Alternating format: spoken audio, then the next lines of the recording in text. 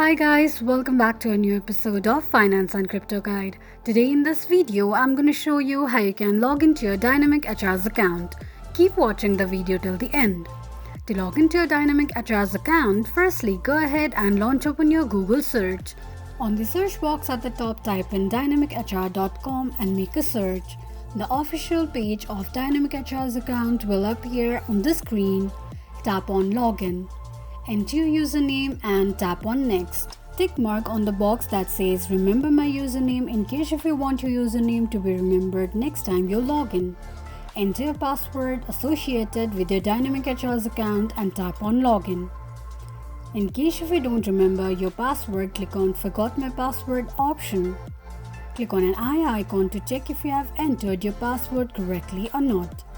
This is how you can log into your Dynamic HR's account quickly and easily just in few steps. If you have any thoughts or queries, let us know in the comments section. Don't forget to subscribe to our channel.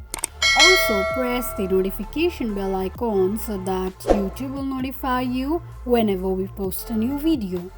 I hope this video was helpful to you. Thank you so much for watching.